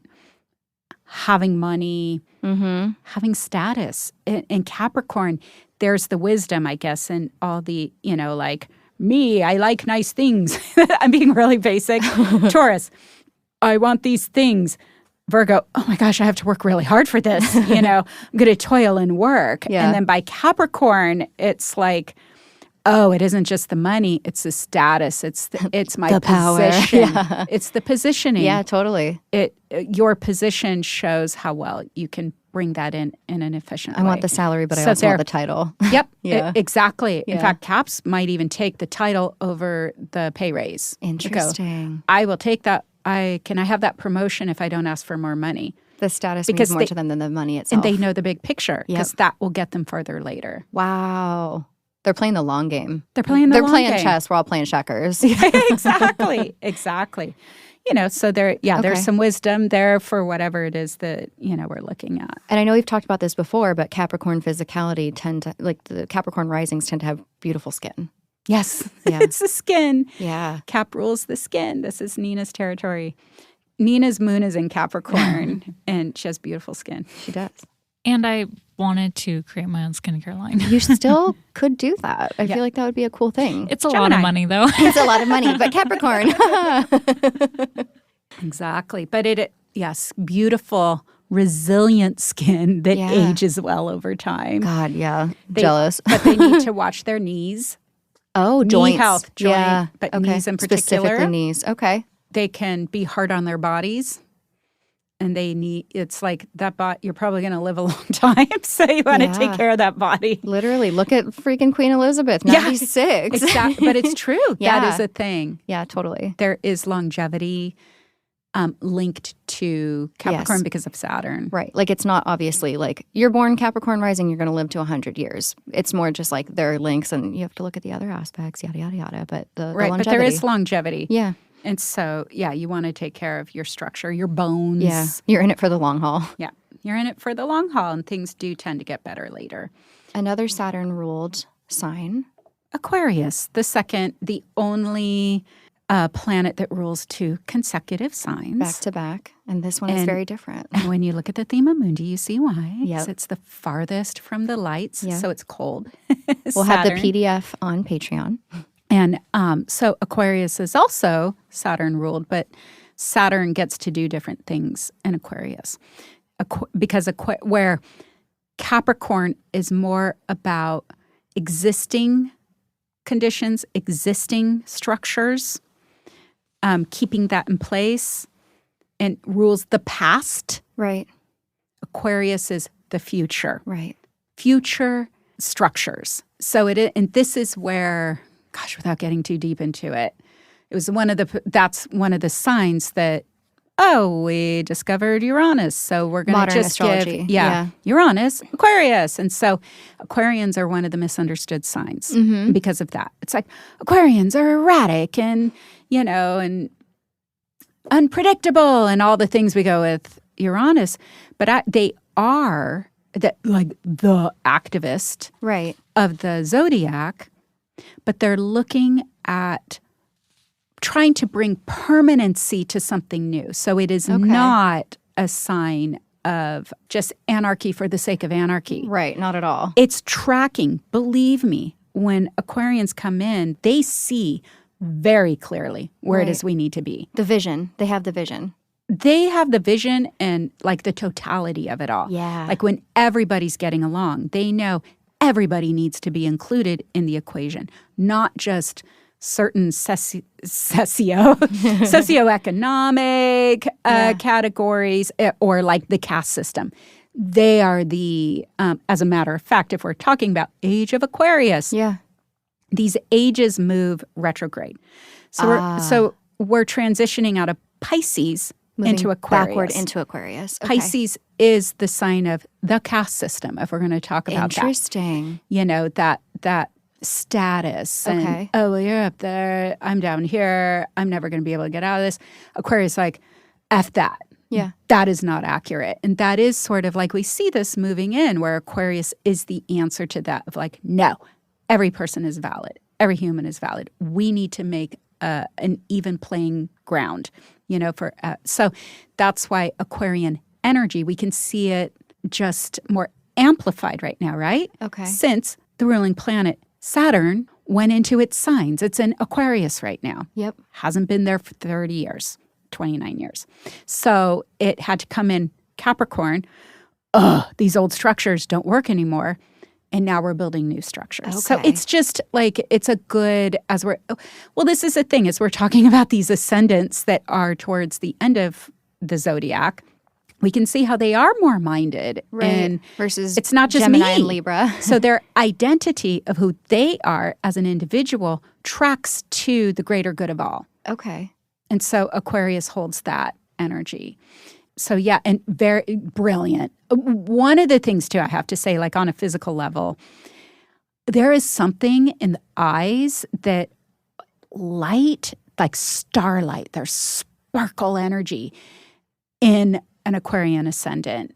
No matter who they are, what their genetic background is, it's like there is light coming out of it. So, and the reason why I say genetic, it's like tends towards, if the genetics are there, to be like even ice blue or crispy blue, or just like there's a crispness. Yeah. And if not, like even if you have... I'm thinking about my brother with brown eyes. He's an Aquarius ascendant, but I get it. Exactly. Yeah. So even with brown eyes, black eyes, hazelite, the light shines through like no other sign. Totally. And sometimes if the sun sign is Aquarius, you'll see it too. But that ascendant, that's you literally see starlight coming through their eyes. And there's, something tracking to the optic nerve, to the brain, that they are brilliant. They're brilliant. They're thinking things that are out of the box. They're thinking things. That's that vision of knowing.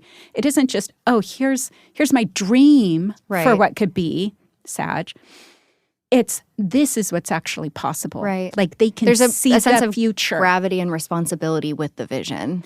There is, but they see it. Yeah, totally. They know what's actually possible. A dream that they're going to make real. They will make it real. Yeah. This is where traditional rulership works. Yep. This is actual Saturn ruling Aquarius. Yeah. Because it will happen. And believe me, you can try to change an Aquarian's mind once they've made it. They're fixed. It's true. It's not Uranian energy. It's so true. It is the most not Uranian energy within that. 100%. Although they are capable of changing, but then that's their mindset for a really long time. Yeah. Like they will shift because they can place themselves out of the equation that, no, if that really is like fair and just, okay, I will go to that. Yeah. But I love Aquarian energy. I can't help it. I'm not, supposed to have favorites, not favorites. But when I see like strong Aquarius and a future client like coming, I do the birth, I'm like, I'm already like getting goosebumps inside. Just vibing. I cannot wait because I know I'm going to be able to talk to them about things I can't talk about with other people. And they're like, I totally get it. I'm with you. They understand it. Or like cosmic dimensional energy. Yeah. Like that. Like the aliens. The aliens. Yeah. Which I would say alien just means like somebody who who has incarnated in more advanced places than here. Yeah. And so they've developed their light, their souls. They're So expanded. sick. Yeah. And they're coming into this earth plane to help us get to the same place. Move forward. Yeah. Yeah. That's why they can feel like I don't feel like I belong here. It's like, yeah, because it isn't home. That's why they feel like the outsider. You're It's a not visitor. like the erraticism. It's not anarchy. Like they might feel a little bit outsidery because of that quality. Right. Okay. Rad. So, All right. Well, that brings us to our final sign. And if you have made it this far, congratulations. I think Gee we're whiz. close to 2 hours. holy moly. You may end up editing this. And I just said that, so now it's an edit. We're keeping it. Oh my gosh. So Pisces, final sign. Water. Ruled by Jupiter. Jupiter. The second sign that Jupiter rules. Similar to Sagittarius, it's also a mutable sign. They're both mutable and Yes. And flexible. Jupiterian. Yes.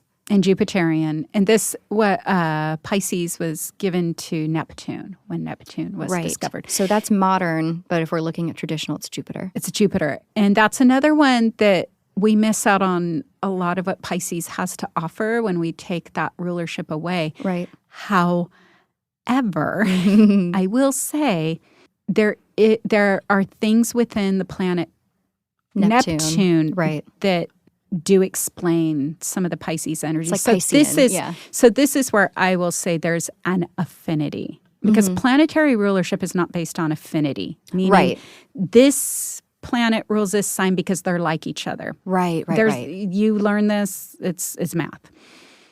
This is where with outer planets now being discovered coming in, we can see a little bit of affinity. You know, just like Scorpio got Pluto. Right. So it's like, okay, we can see a Plutonian effect within the Scorpio the intensity, energy. the power, like, it makes a little bit of sense there. But Mars is still the ruler. Yeah, 100%. And so for Pisces with Jupiter, it is just like the ultimate compassion, no boundary. There's no boundary. Like that Jupiter doesn't like boundaries. Right. Jupiter knows No limits. All excess. limits and going. But now we're in the territory of spirit, because Pisces is that like trying to find unity within the divine. It's the ocean, what we were saying earlier about water. When we get to Pisces, it's the ocean and all waterways on the whole planet, all are trying to get back to the ocean. Yeah. Whether it's even rain and then it comes back in. And so Pisces focus and Pisces ascendant, so a little like the Virgo ascendant, is very sensitive because there's and more, sensitive to food and what they intake, but even more sensitive to like energy. The energies. Yeah. The vibes. The vibration, Yeah. what people are coming in on an emotional level. Like they are sponges. I always say Pisces is tofu. Yeah. It tastes like whatever it's cooked with. Yep. It takes on all the flavor. It takes on all the flavor and has a neutrality to it on its And there's own. no wall around tofu, right? It's just sponging, absorbing. Yeah, exactly. It absorbs. Yeah. Pisces is the most absorbent of all the signs. So it's really important if you are Pisces ascendant. Number one, I'll say this too, it's another beauty one. Ooh, yeah. It's like ethereal beauty, like what we think of as, it's another art, kind of artistic.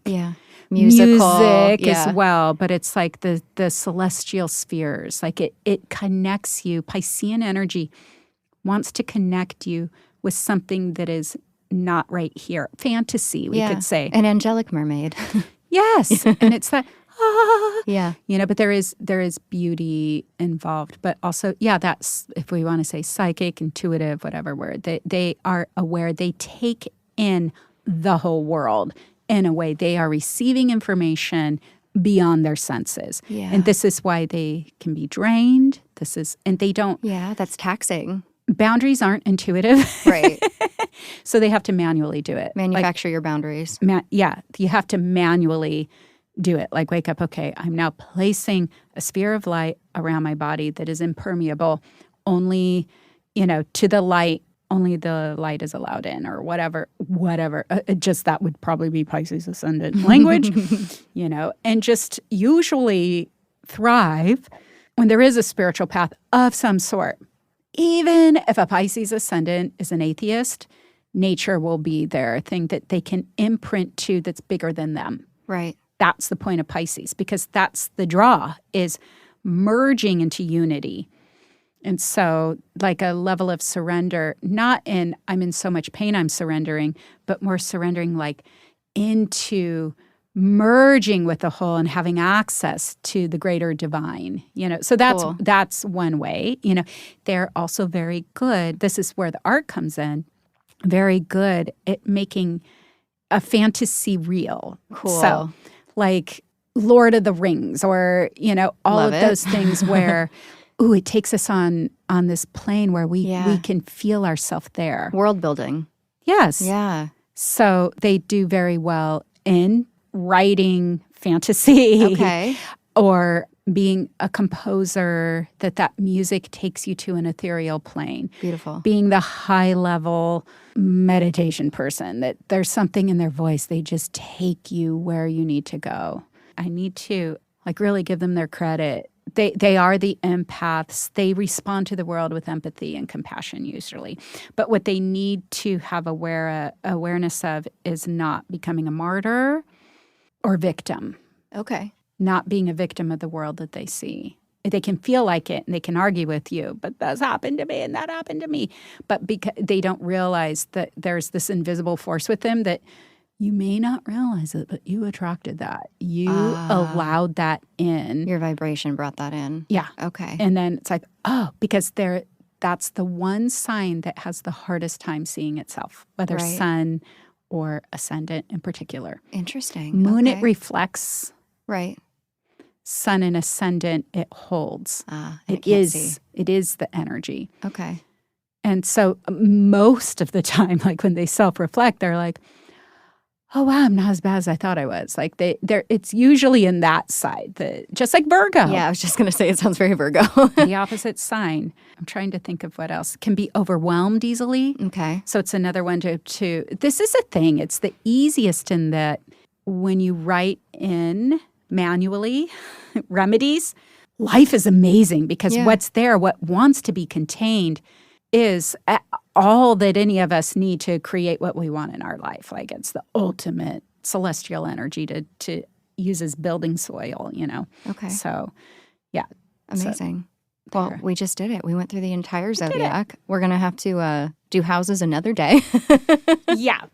I think this is amazing, though. We just went so in depth for anyone who had no idea what their rising sign was or didn't know what that energy meant for them, what it means for their life. This is such a perfect intro. We did such a deep dive for each and every sign. This was a deep dive. Yeah. Who knew? It's amazing. So I love it. For anyone listening, Mercury must be going retrograde. We went somewhere else. Oops. So for anyone listening who wants to learn more, they want to get more into their astrological studies, where can they do so with you? Go to moongathering.com. We have a lot of courses coming in. We're going to do the second level of Astro 102. Astro 102. Yeah. And I will start another beginner astrology class, the foundations, which it's beginner, but it's good for everyone. thorough. Yeah. It It's was good for me and it's Nina, rich. right, Nina? Yes. Nina, you've been so quiet. It's like my life with my Can you mom. tell I have a lot of my expiration date expired. I wish she was like, I'm a head out.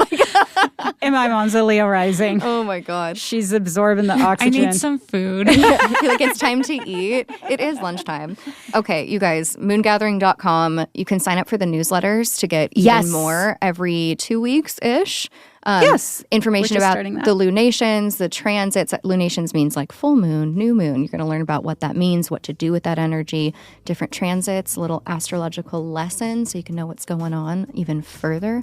Y'all, thank you so much. We're so stoked on the Astro 101 series. So happy that people are just eating this up. So thank you for the magical mother-daughter duo. We've got some like Libra, Gemini energy that I'm obviously like bouncing off of as well. Oh, thank you so much. I love you both. Thank you, Dominique. We love you. Love you. All right, y'all. I hope you enjoyed this Astrology 101 lesson. It is seriously such a gift to be able to learn from such gifted women, and I am so honored to be able to share this with all of you.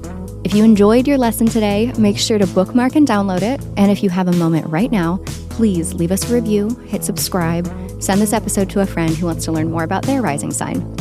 Sharing is caring. It's such a gift, y'all. This Virgo rising is signing off for today, but happy Libra season. Check out episode 11 if you want some intel on what's going on in the cosmos right now for Libra season. Stay subscribed to get the next cosmic update and lesson, and head to moongathering.com to get those astro newsletters so you can continue expanding your gorgeous, gorgeous mind. Okay, I love you all. Je vous aime beaucoup. We'll see you here next week. A bientôt, baby. Bye.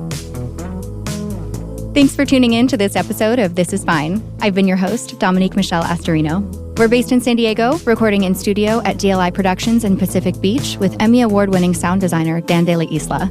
This is a comedy and advice podcast, but for legal reasons, this entire podcast is a joke and none of it is medical advice. To download the transcript or learn more, visit thisisfinepodcast.com.